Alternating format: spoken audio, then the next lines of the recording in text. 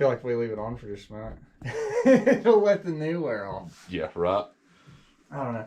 See, the other thing, that's almost done. That's almost done downloading. So Or we can sit here and fucking talk and then. yeah, and then just whatever it gets into, I'll just edit it out later. I'm gonna have to get my spittoon closer. I'm gonna get another one. You're gonna get another one? Oh, looky there. Look at you go.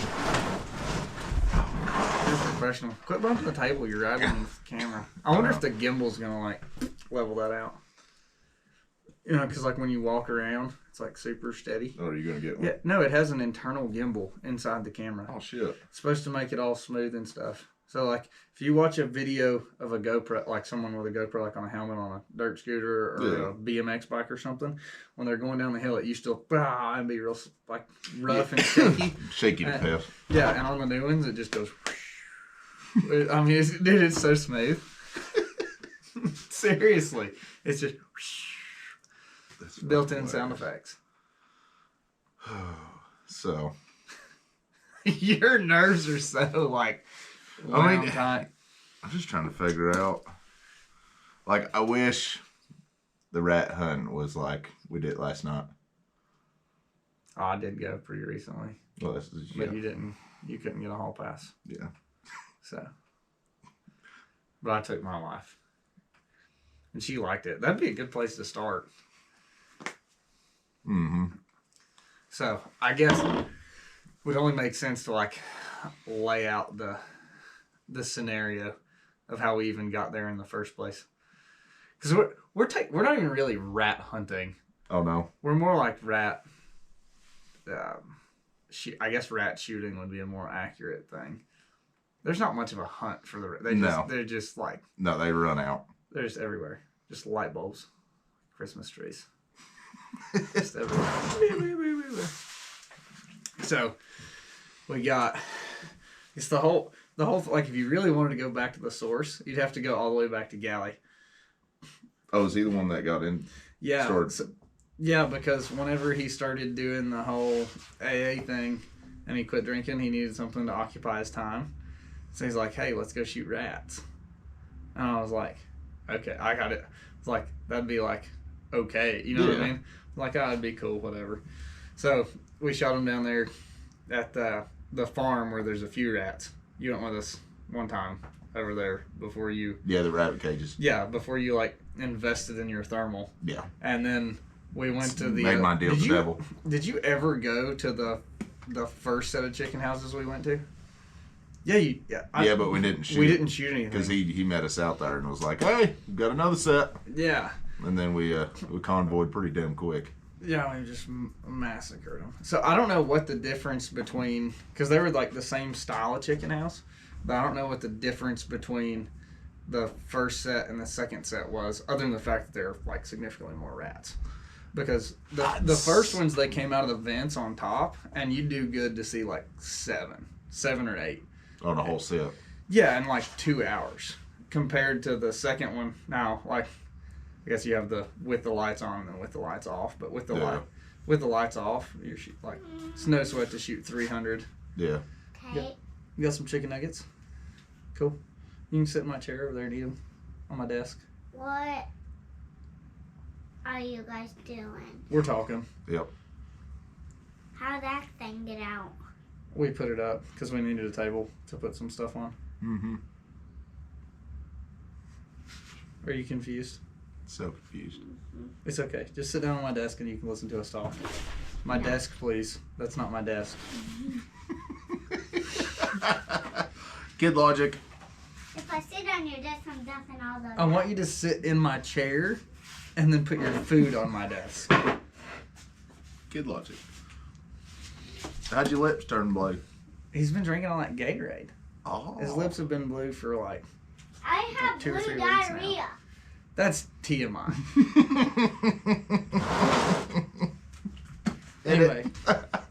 Anyway, enjoy your chicken. Enjoy your chicken nuggets. So we go from the first rat shooting place. They were coming up. It had vents in the top of the chicken house. Yeah. And then if you went inside, they had like stapled up insulation the whole way. Oh, so y'all shooting on the inside too? No, you couldn't see them from the inside. The only time you could see them, they would have holes. Will you help me? Yes, I will. So they would have holes in the mesh. Please get off the table. See that camera out there? When you touch the table, you're shaking it. You're shaking the camera. So Is it Here you video go. on you? it is. It's video on YouTube right now. Oh. Oh, Hello. hello. So where the vents would come up, they had like these mesh grates. Yeah. I mean, I don't know what kind of material it was made out of. It might have been cloth and it might have been wire. Yeah. But they were able to get holes through it, and they would get in and out, and like on the roof. Come out and then go down the roof. Yeah, and so but they would almost always go off the backside where all the vegetation stuff was. So my assumption is there was a tree limb or something that they could jump to where they could go back and forth. So that's how they were doing that, and it was just not a target-rich environment. I think the other one was, I think the one that there is rats just absolutely everywhere is not very well kept up. Probably. I mean, yeah. But I mean, they had the rat traps out there absolutely everywhere, the poison traps. Oh, yeah, well, see, and they had that at both of them. So he just poisons them. He said he would come in there and shoot them with a .22 pistol. Whenever. I remember that. He's talking about them walking through there in the morning and just. Yeah. Yeah, he said they're just everywhere. And so, like, okay, fast forward, we end up and this other set. And then we kind of figured out how to hunt them, I guess if that makes sense, because we started on the front side. And then we ended up in the middle. Mm-hmm. And then now we just drive straight to the back. Oh, and shoot back that way. And then go back like in the wood, like there's like woods on the other side of it. Mm-hmm. And so in all the brush and stuff, I don't know, maybe they live in the brush and they're just coming to the chicken house for the feed. I'm not sure. But there's holes everywhere in all that brush, and with it being wintertime, it's just like, it looks like a thicket, but you can still like pick them out through there. And so they just pop up. It's like whack-a-mole. Really? Oh yeah, they just come out of the hole, and some of them will stand up like a prairie dog, like, you know what I mean? Like they'll stand up on their back. But what blew my mind about the whole rat thing more than anything is like they're big, right? Like tail included, they're significantly longer than that scope. Mm-hmm. Like they're pretty big It's critters. like that one we killed and took a picture of it, and it was longer than your damn hay, dude. Yeah, some of them are just huge. But they took so much, like, thump to get them down. There's a pretty decent evolution in the rat shooting. Yeah. 22 bullets and rats, like, don't get me wrong, you can shoot them in the head and kill them and whatever else. But, like...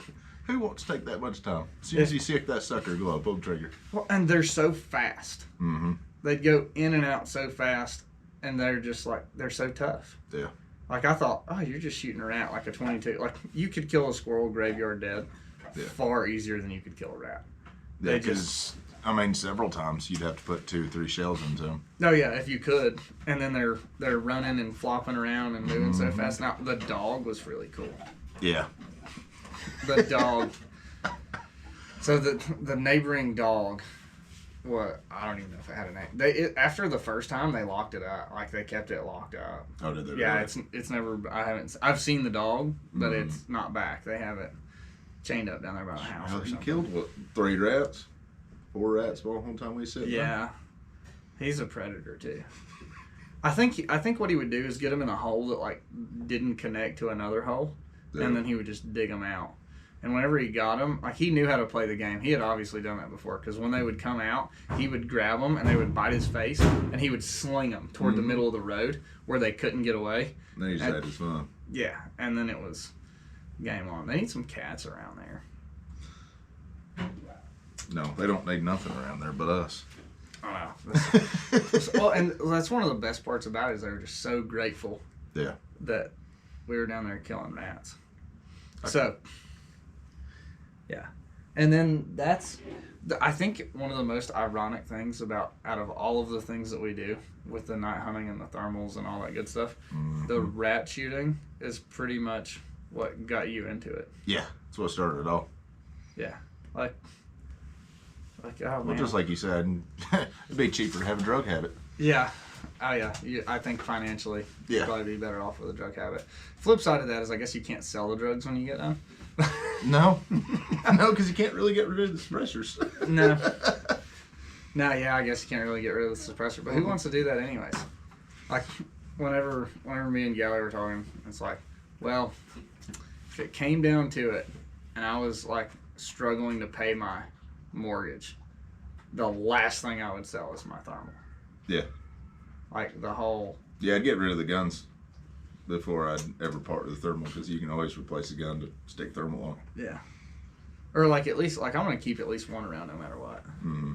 Because I'd rather have a gun as I had nothing. Don't be begging For sure. food, Koa. That But- thing, yeah. I mean, at least I can like get my own meat with a gun of any caliber. Like I'm pretty sure that I could come up with some meat with a 22 long rifle, Oh yeah. and I could carry gobs of ammunition pretty cheaply.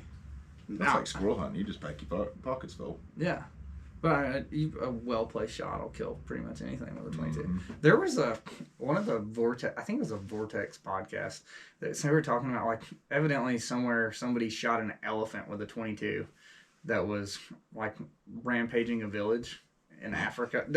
This may not be exactly right, but the moral of the story is they shot it with a 22 and the elephant ended up dying. Like I guess it made it through the hide like in a soft spot and pinged around. Like it didn't just fall over graveyard dead like right away, but it killed the elephant that was terrorizing Not the to slow it village. down. Like and according to them it was documented. I never fact checked it, so Yeah. that could be incorrect. But I've seen 22 kill a lot of stuff, and Oh, they're yeah. What about the old pellet gun? It didn't work that night. yeah. So I. What? It did a lot of work that night. So when you're comparing, like, Samuel, please don't yell. Go see what he needs. Thank you. You do keep on her. Don't let her eat those. Okay, I will not let her eat your chicken nuggets. I appreciate your concern.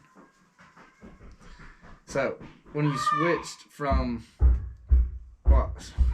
so you're taking a 30 caliber pellet and moving it at the same velocity as a 22, or yeah, I'd say it's pretty close because I had it dialed. It's still subsonic. I slowed it down though. Like the gun will push it way faster. We did that, and then I think it.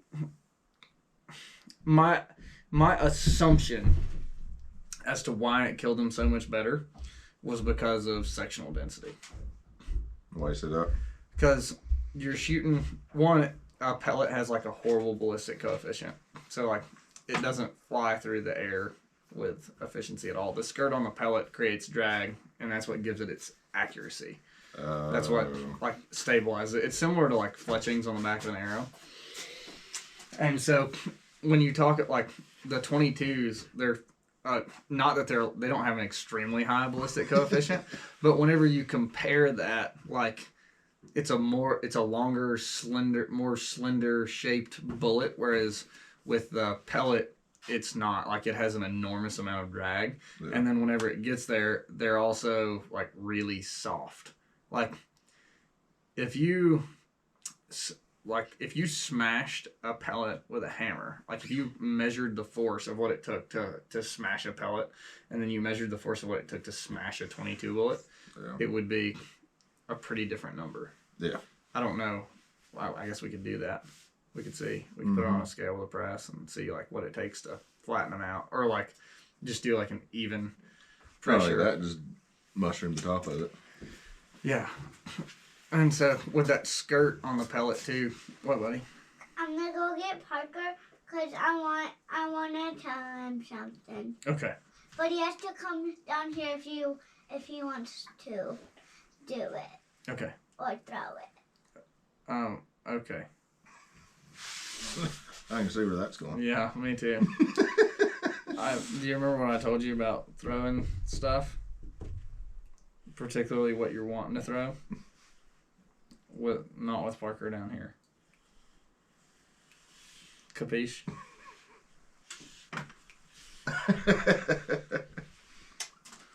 So anyways, what are you doing? You silly goose. So the pellet would like mushroom out. So I have a picture one somewhere that I shot through a piece of like rubber.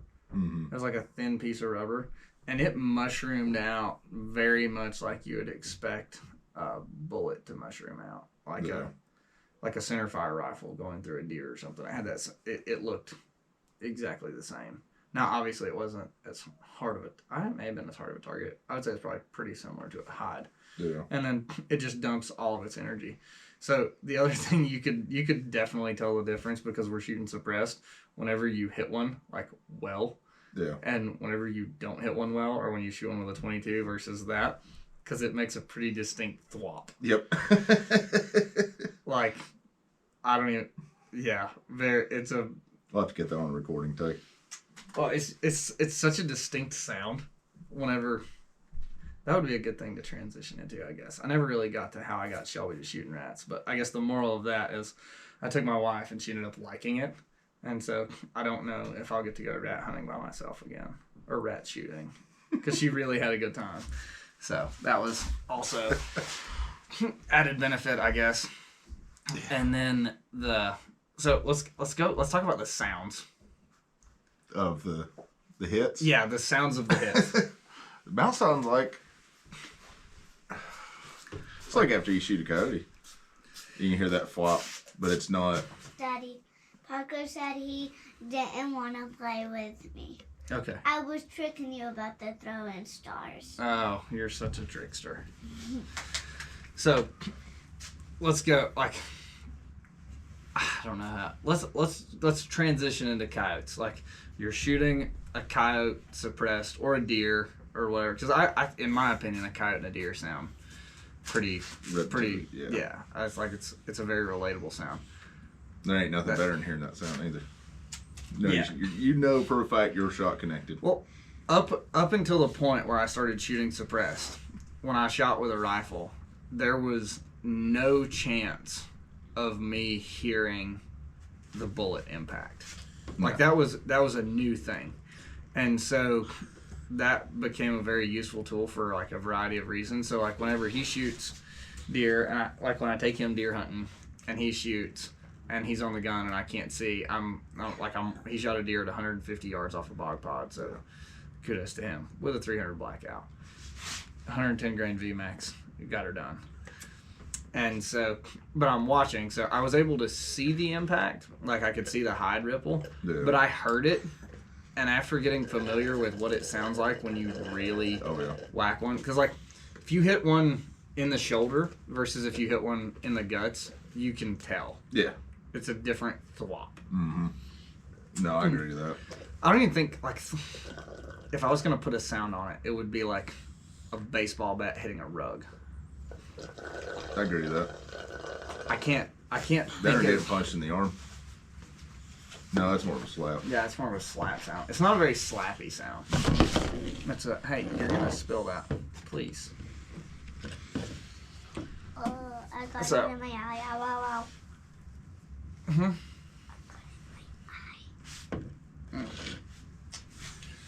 So, good shot. Future basketball player. Yeah. Because I always play basketball and be Hey, can you please stop touching the table? Thank you. I appreciate it. We're gonna have lots of edits. Yeah, that or just roll with it and see what happens. Yeah. I don't know. Not this Maybe one. both. You're gonna have to wait, buddy. So,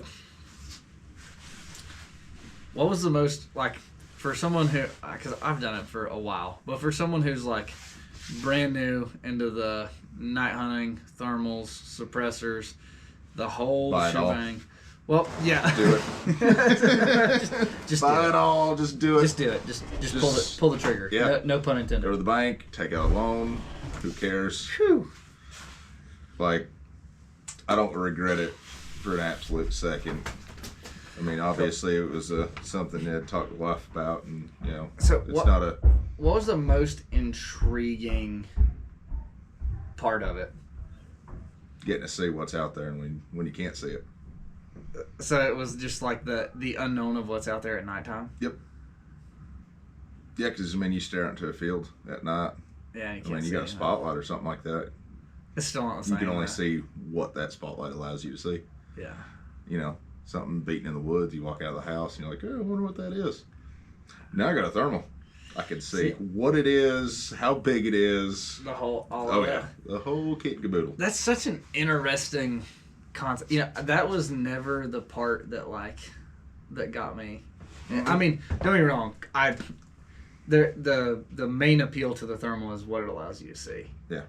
But that wasn't what drove me. So No. It was that I always heard growing up coyotes like the hardest thing to kill around here, and I'm gonna say that's probably true. Yeah. It doesn't matter if you're talking about a pup or a male or a female. Well, you got to think too. Around here, we don't have coyotes like they do out west, where they're just plentiful. They're running around, God knows everywhere. It's not the same. We got to go down the road and figure out exactly where they are and where they're going to be denning up and what mountainside they're going to be on that side of the night. That's really probably one of the most aggravating parts is that there's so much terrain and such a short distance that I'm going to say on a good day, earshot probably averages 800 yards. Yeah. Well, that's like the night we hunted, what was it, the goat pastures. The goat pastures. With the Great Pyrenees that was out there? It was with Galley, it was on the side of Skeena. Oh, yeah. Yep. And we called and we could get them to talk back to us. Yeah, and they were probably They's around that 800 yards, 1,000 yards. That's what I was thinking, somewhere between 1,000, 1,200, something like that. But so that's the thing is we knew exactly where they were at and what property that they were on, and that was a big valley. That I think the only thing that would have kept them from coming to us, other than the fact that we weren't I don't think we were close enough to be a threat. Mm-hmm. But I do think that all the pasture in between here and there, because one, it's super limited anyways where you can find pasture in the mountains. That and them crossing roads. Crossing the road, yeah. I think they had to cross one not so main road, and then it was going to be a bunch of pasture, but it was all cut up because the creek runs through there, and so they had all that fencing to go back and forth between. Koa, you leave those alone. He asked me not to let you. Just go take one, Dad. Just one. Chicken nuggets are not on your diet.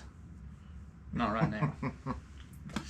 Anyways, so the cat I don't even think they ever offered to come. No, I think they was just talking back to us. But that same thing's happened out of the past. I don't know. Let's just say the past 10 stands. Mm-hmm. That's happened most of them. That's if we hear them at all, that's what happens. So it seems like it's either blank and there's nothing there, or they light up somewhere, but there's so much terrain between us and them, even though we were well within earshot. Yeah. Completely. Of those coyotes. They were very, they were, if you could see them, they would have been within shooting distance. Yeah. With a long range setup. I'm not saying it would be an ideal shot, but it would have been, they were capable, right? A bullet was capable of reaching where they were at. And then they just get hung up or don't care. I don't know how to switch around, I don't know how to switch around and entice them to come in. Or I would. I think the only way to do it is to get close enough to their territory, but the problem is we're crossing, there's not giant tracts of land here, and so you're crossing 8 different properties, and there's a bunch of little branches. And the other thing about the branches with a pasture line on it is the farmers maintain the fields, but they don't do anything on the other side of the fence.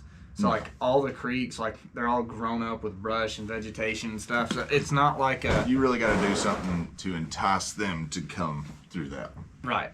And so they have to want And it. I'm thinking from a sound perspective, doesn't matter what you're playing, cagey cottontail or bird distress or whatever it is.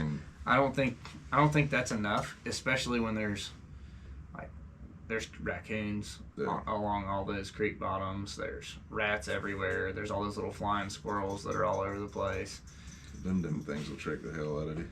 Yeah, make you look like you're just seeing them bits and pieces of something. I hate it. Coming down the hill. I couldn't tell you how many times I told Gally, I don't know if you ever heard, man. Oh yeah, there's something coming down the hill. Yep, come down the hill. Yeah. And then you'd watch it flutter. It's like, well, never mind. Just kidding. There was something coming down the hill, but it had wings. Yep. So. Make you. Yeah. Well, then if you compare that to South Georgia, like apples and oranges. Okay, so this will probably be an edit, but that needs to be a whole video, like the South Georgia from like Cape Caboodle. Like from mountains to flatlands. Yeah. The swamp. Like do you think it's a terrain thing? I guess we can save that for. I would say it's a terrain thing because you got to figure your call's only going to go so far. If you've got a mountain face in front of you, that's. I think the other thing is like I know how much work it takes for me to go from down in the bottom to up on top of the mountain. Mm-hmm. And if I was up on top of the mountain and I was not starving to death, I'm probably if the dinner bell was ringing, yeah, and it was way down there, and I wasn't like 100% sure, there wasn't like I couldn't see it, or there wasn't some other sensory that was like, oh, there's a nice like it would be very hard to entice me to come back down the mountain knowing that I'm gonna have to go back up. Yeah, well, it's the same thing as deer. Deer don't go up and down mountain. No, they'll run the damn sides. Yeah, they always go on the sides. It's just past leaf resistance, and just like you're saying, if that dinner bell just doesn't sound just great, yeah, I'll pass. Yeah, I mean, I'm just thinking like, if I was hungry, like really hungry, and my buddy was down there cooking burgers or whatever else, and I had like a can of sardines that were frozen and cold, and I knew I was gonna have to walk back to the top of that mountain. I could either walk down there and get warm and get a burger, or I could eat those cold frozen sardines that were right there. I'd still waste the energy. I'd still probably eat the sardines before I would go all the way down there and take a look and investigate it. So, yeah, that's part of it. That, and I think South Georgia was a whole lot more plentiful. Because you got to think, we sat down to the fire. Oh, yeah. And they were messed around for a little bit, and then, like, what was it, 8, 9 o'clock? Yeah, if it made it even that far. I mean, it was... Like, I'm going to say within an hour of the sun completely setting. They started chiming off, and it was 3 to 4 packs, I mean, in every direction, just hollering and barking. And yeah, and constantly moving, too. Yeah. That was the other thing, is that they would move so often. Mm-hmm. So it was like, what was over here versus what was over there, and yep, the whole kit and caboodle was just totally different.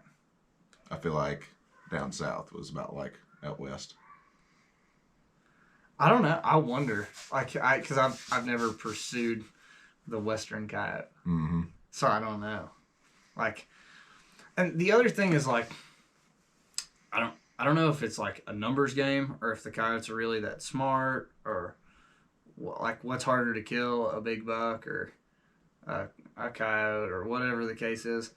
I don't think it matters if they're not there. Yeah. Like if they're like you go all deer season and don't get any pictures of coyotes on a camera. Like if you're running, 10, 20, 30 cameras, and you get 5 pictures of coyotes throughout a season, you're probably not in a densely populated area. Yeah. Well, it's the same thing as, trying to find that big buck. If you're not where he's at, then you're not fine. You're gonna get pictures of squirrels. And I think with the whole with the deer thing, I think a deer has a tighter. If you think about it as like spokes on a tire, I think a deer has a smaller core area. Yeah. I think coyotes like really, really travel, and so the difference in you go out and you play a call like. You might have 10 dry stands, and then on one of them, like a whole pack comes in. Yeah. Well, in the same spot, I think it's because they were, like, all the circumstances were right. They were in the area. Yeah. I don't think it has as much to do with conditions as it does where they are. Yeah. Right? So, like... I agree with that. I mean, of course you got to play the wind, because the wind's going the wrong way. You're just going to push them out. Right. So let's just say you have like the perfect setup. You have great woodsmanship. The wind's in your favor. There's no way to bust them. or that they're gonna bust. But if they're like, if the coyotes are here, and you're there, and they're gonna travel. Let's just say they have a 1 mile radius that they're gonna travel. If you're over here, and they take their mile that way, they're not ever gonna hear you. No, you'll never and touch so them. it just depends on like when they make the lap. Yeah. You know, or where they're. Well, that kind of gives the whole South Georgia thing too, how they move so much. Yeah. That's like, you know, Gally's talking about how he used to shoot him at that first clear cut. Baby. That was like right next to How camp. did you know that was me? We never called anything in that first clear cut. No. That's like we tried. Don't get me wrong, but and they ended up being in the clear cuts. I never even heard them sound off down there. We did the second night we did, because remember we said, was that down there or was that like back the other way? No, it was down in the bottom, because it was probably about 2:00 in the morning. We sit in the campfire waiting for them to call out again, and they did call out. Okay. And we looked at each other and said, "It's a little bit late. We'd rather." I can't peel it. All right, then you'll have to wait a few minutes. Oh, I can peel it. You better be careful. Okay. Okay, go over here over the trash can where I can watch you. Use my knife. It's dull. It's always dull. I'm surprised you didn't have one. It's Star Tote one. You don't usually carry a knife, and if you do, it's like some humdinger that's dull. It's a butter knife. It's good ways. I don't cut myself. Boy, you make me nervous.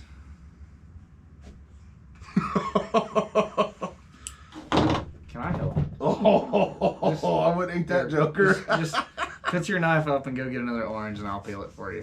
Dad. What you like? Yeah, there you go. Put it back in your satchel there. I swear. But yeah, they called off. That the last time we were sitting next to campfire and we both looked at each other and you're like, you want to sit back up, and it was like, oh yeah, now I remember. Yep, they did call off there. Yeah, they were like right we were down both there. Dead tired from hunting the night before till 4:00 in the morning. Yeah, and then not sleeping. I mean, other people may call us pussies for that, but probably that was a long day. It was not only that, we worked half a day. I was gonna say we worked half a day or a little better, and then drove. And that was like a hard rushed work half a day so that we could leave. Yes. And then we drove 3 hours down there, and then set up camp and got everything ready. Loaded the trucks, unloaded the trucks. Yep. All the quit, Samuel. Ow! Don't do that. That's nice lady for me to move. So that was a thing. That was a whole. All I know is, when are we going back down? We need to. I really wanted to go this week, but I don't think there's any sense in going down there. If It's pouring. gonna be raining. We're better off to stay here and make podcasts. Yeah. In all reality. It'd be far more productive. No, that's what I'm talking about. We need to make. I don't know if you want to write it down or not, but we need to make one just about South Georgia, about each set. What was going on with each set. About how I killed more coyotes than everybody else. Oh, we should definitely include that. The newbie outshot everybody. Not to mention, with the 300 blackout, you made fantastic shots too. Like, the one was a little far back. Yeah. But it still got it done. And then but you gotta think that neither one of those were close, and they were they were pretty much moving. He stepped the first one off at 205 yards. That's 208. Okay, so 208 yards. Yeah, it was 208 to where the feces, the Shiite was laid up in the road. And then the second one, it got shot twice. It did, yeah, that's right. That one pulled the trigger. Yep. So that one, I still can't figure out how you guys pull a bolt action. Changing into a semi-auto. Or just practice. Yeah, I'm gonna have to get there. I shoot a lot. Yeah. Gally's he's such a speed demon. Well, that was my whole mindset going down there. Is after that's like when I cornered you up. Yeah, like I cornered you up, and I was like, "Hey man, like how's this go? Like when they come in, is it like 1, 2, 3? He gets to shoot first, you get to shoot." And you're like, "No, you see it, shoot it." And it's like, And then you followed up with, "Galley's a fast shot, so if you see it, shoot it." It's like, well, I think sometimes he gets a little bit too fast. It's not that he can't do it. Oh yeah. I just think he gets so bent out of shape and excited that he just like tunnel vision, and then just like feels like it needs to be quick, and I think he yanks it. Yeah. And I'm not saying he doesn't hit stuff because he's definitely gonna see this. He does. Yeah. Now I doubt he'll watch the whole thing. Oh. Mate, I don't know. That'd be funny. If he, I doubt it. But yeah, that's. I'm telling you, when they come into view, it was, "Hey, Yoda over here," and then everybody's, "What?" Boom! Just enough time to get like the follow-up shot off. Yeah. I didn't even shoot at the second one. Whenever it made its little circle thing. Yeah, when it was spinning. Yeah.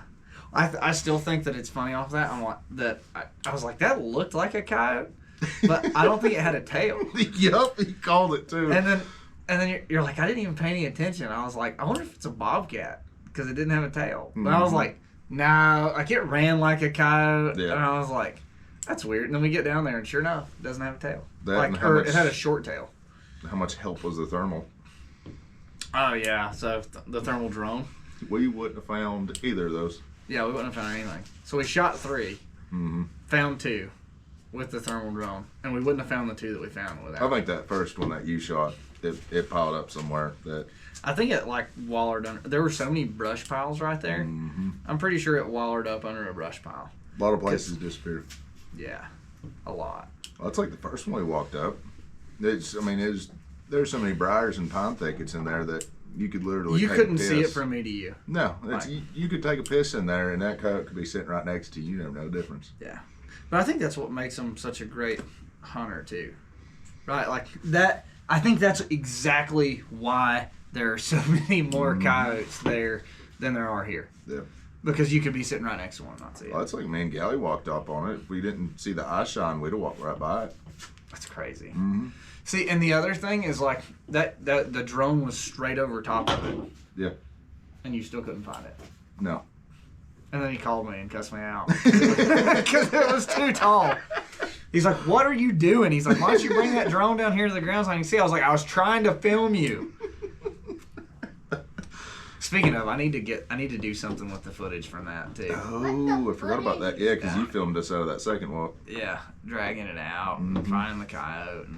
And that was dragging what out and finding the coyote. So, dragging the coyote out, finding it with the drone. Yep. Oh.